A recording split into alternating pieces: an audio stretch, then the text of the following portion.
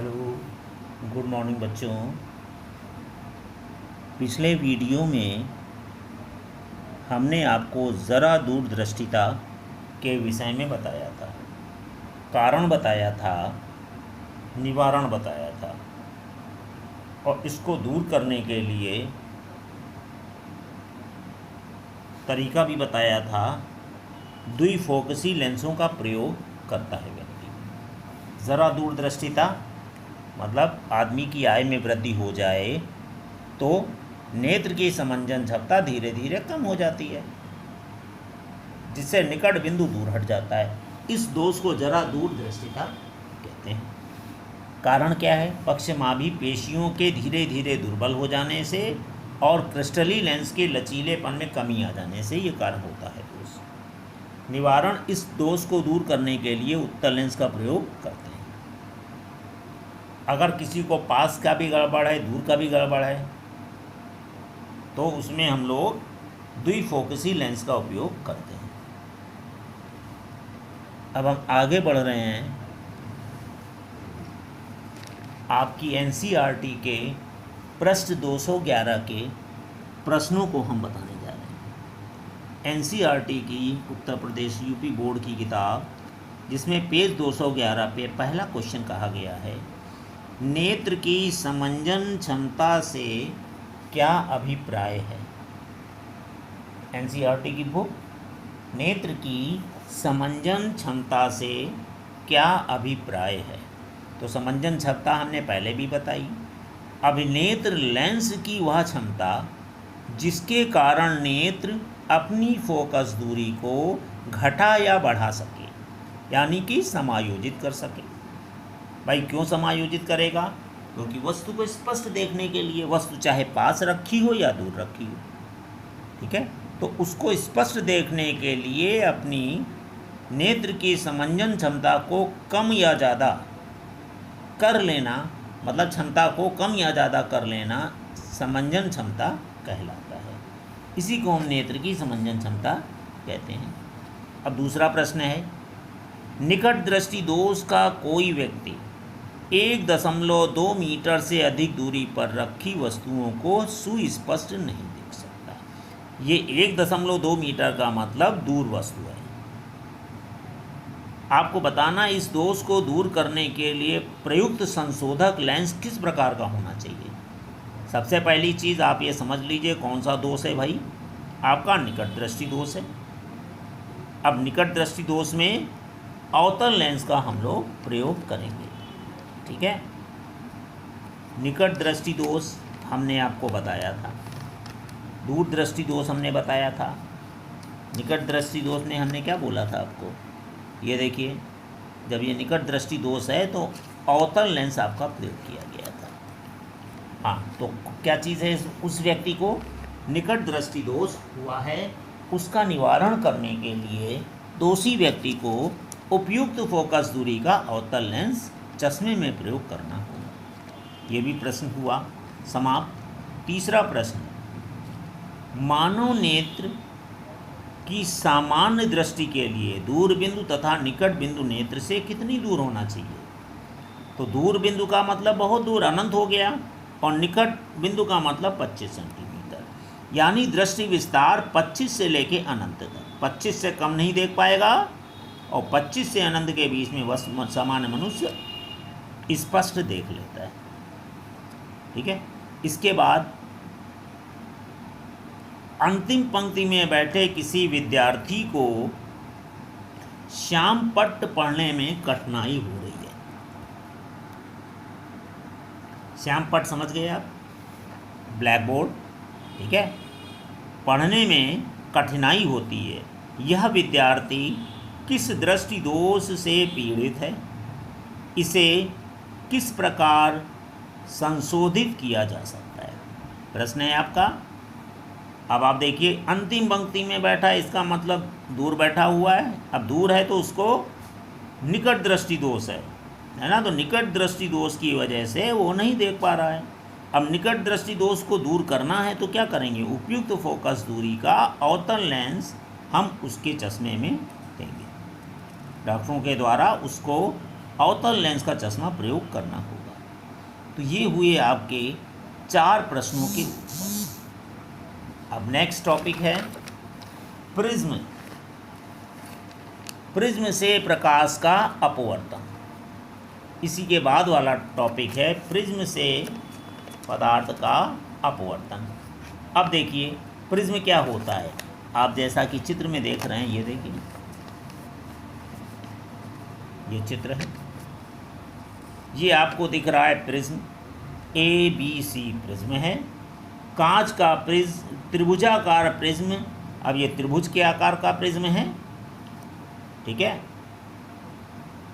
में 2 त्रिभुजाकार आधार, ठीक है, 2 त्रिभुजाकार आधार तथा 3 आयताकार पार्श्व पृष्ठ होते हैं, ठीक है। ऊपर त्रिभुज, नीचे त्रिभुज, बाकी इधर इधर आपका जो होता है वो आयताकार पृष्ठ होते हैं। जब आप इसको सामने से देखेंगे तो ये इस तरीके का आपको नज़र आएगा, ठीक है। तो ये क्या है, कांच का प्रिज्म की बात की गई है। ये देखिए आधार है और इसी के ऊपर ऐसे आ जाएगा, तो इधर की तरफ ऐसे एक दीवार होगी, एक इधर दीवार होगी और एक इधर दीवार होगी। तो इस तरीके की दीवार बनेगी कुछ, ये देखिए, ठीक है। और ये वाला फर्श कैसा हो गया हिस्सा, आयताकार। तो इधर आयत होगा, इधर आयत होगा, इधर आयत होगा। ये आपका त्रिभुज है, ऊपर त्रिभुज है। तो आप सामने से इसको देख रहे हैं। तो कांच के त्रिभुजाकार प्रिज्म में 2 त्रिभुजाकार आधार तथा 3 आयताकार पार्श्व पृष्ठ होते हैं। ये पृष्ठ एक दूसरे पर झुके होते हैं। इनके 2 पार्श्वफलकों के बीच के कोण को प्रिज्म का कोण बोलते हैं। अब देखिए इधर का जो आयताकार फलक है, इधर का आयताकार फलक जो झुका होगा, इस कोण को बोलते हैं प्रिज्म का कोण, ठीक है। अब यहाँ पर देखिए, आप देख रहे हैं ये PQ एक आपतित किरण है। वायु से प्रकाश की किरण आई, कांच पर गिरी, प्रिज्म कांच का बना है। अब यहाँ पर एक हमने अभिलंब खींच दिया, ठीक है। अब चूंकि प्रकाश की किरण वायु से कांच में जा रही है तो सीधे ना जाकर अभिलंब की ओर झुक गई। अब देखिए अभिलंब है, तो ये प्रकाश की किरण जब वायु से कांच में जाती, यानी विरल से जब सघन में जाती है तो अभिलंब की ओर झुक जाती है। तो ये प्रकाश की किरण ये अभिलंब की ओर झुक गई, जाना सीधे था। इसके बाद कहाँ पर पड़ी, दूसरे पृष्ठ पर F बिंदु पर पड़ी। अब ये कांच से वायु में निकलेगी, तो यहाँ पर आपने अभिलंब खींच दिया। अब जाना इसको कैसे था, ऐसे जाना था, तो अभिलंब से दूर हो गई, ठीक है। तो जब प्रकाश की किरण विरल से सघन में जाती है तो अभिलंब की ओर झुकती है, और जब पुनः सघन से विरल में आती तो अभिलंब से दूर हो जाती है। तो आपने देखा ये PQ कौन सी किरण थी, ये PQ किरण थी आपतित किरण, और ये EF जो है किरण आपकी अपवर्तित किरण है, और ES जो दिख रही है ये निर्गत किरण है, ठीक है। तो ये प्रिज्म के विषय में थोड़ा हमने बताया। अब इसके डिटेल में बताते हैं। आपने चित्र में देखा किस तरीके से। अब प्रिज्म के प्रत्येक अपवर्तक पृष्ठ पर आपतन कोण तथा अपवर्तन कोण की तुलना करें। हमको आपतन कोण और अपवर्तन कोण की तुलना करेंगे तो यह ज्ञात होगा कि इन कोणों में अंतर है। अब देखिए कौन से कोणों की हम बात कर रहे हैं। देखिए ये कौन सा था, ये था आपका आपतन कोण, ये अपवर्तन कोण, ये भी आपतन कोण, ये अपवर्तन कोण। हम इन दोनों की बात कर रहे हैं। ये आपतन कोण है, ये अपवर्तन कोण। आपतन कोण कहाँ पर है, ये जो आया है आई। अपवर्तन कोण कौन सा है, ये ई। आई और ई की बात कर रहे हैं, ठीक है।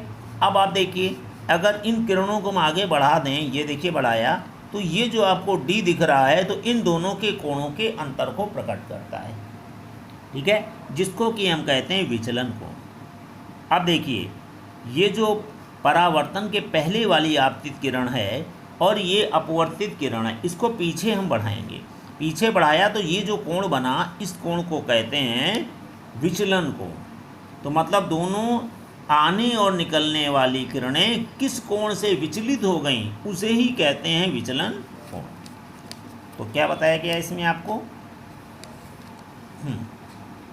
प्रिज्म के प्रत्येक अपवर्तक पृष्ठ पर आपतन कोण तथा अपवर्तन कोण की तुलना करने पर यह ज्ञात हुआ कि इन कोणों में अंतर है तथा प्रिज्म की विशेष आकृति के कारण निर्गत किरण तथा आपतित किरण की दिशा में एक कोण बन गया।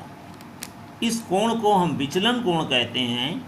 चित्र में विचलन कोण को d से प्रकट किया गया है। अब आप देखिए, इस कोण d को इसमें हमने बताया विचलन कोण को। तो क्या मतलब हुआ? आपतित किरण और निर्गत किरण के बीच के कोण को विचलन कोण कहते हैं। तो विचलन कोण हम किसको कहेंगे? चित्र में फिर से देखिए।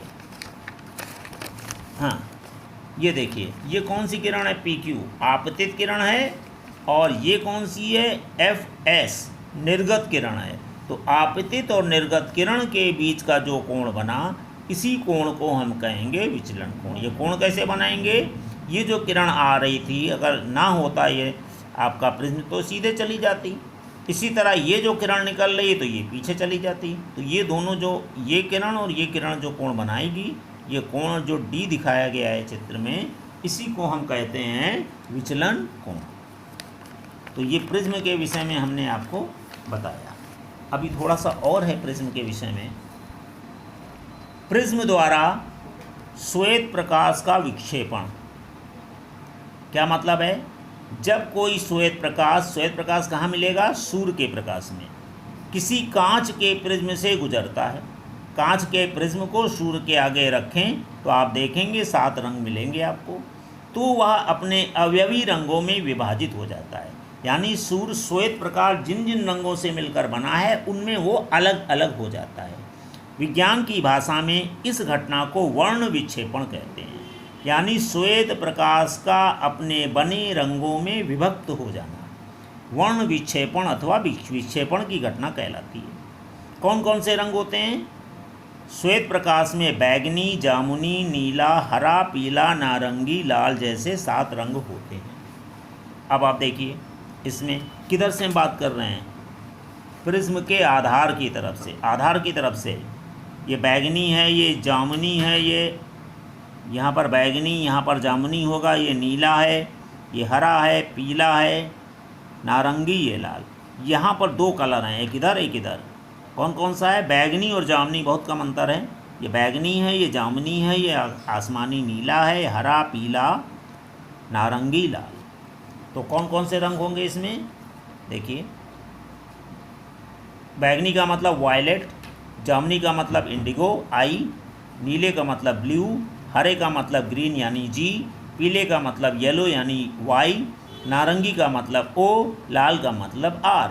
सबके पहले अक्षर को हम निकाल के लिखते हैं VIBGYOR, हम लिख देते हैं। ठीक है, तो इसको याद करने का जो तरीका है, इस प्रकार 7 रंगों की पट्टी को स्पेक्ट्रम कहते हैं। इसे याद करने का आसान तरीका, अंग्रेजी में इसको हम कहते हैं विबग्योर। अंग्रेजी में याद रखिए विबग्योर। कहाँ से? आपको बताया गया है प्रिज्म के आधार की तरफ से, विबग्योर ऐसे पढ़ेंगे। ठीक है, तो विबग्योर का मतलब क्या हो गया? और हिंदी में बैजानी हपी नाला याद कर सकते हैं।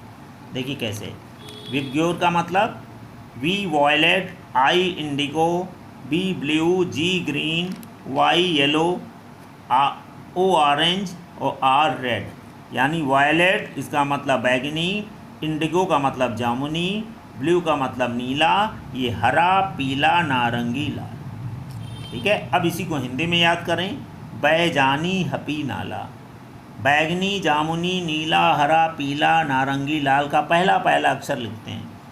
बै, जा का मतलब जा, नीले का नी, हरे का हा, पीले का पी, नारंगी का ना, लाल का लाल। तो क्या हो गया? बैजानी हपी नाला।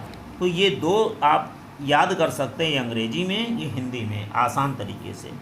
विबग्योर और हिंदी में बैजानी हपी नाला। ठीक है, तो बच्चों आज यहीं तक रखते हैं, बाकी फिर हम नेक्स्ट वीडियो में आपको बताएंगे। धन्यवाद।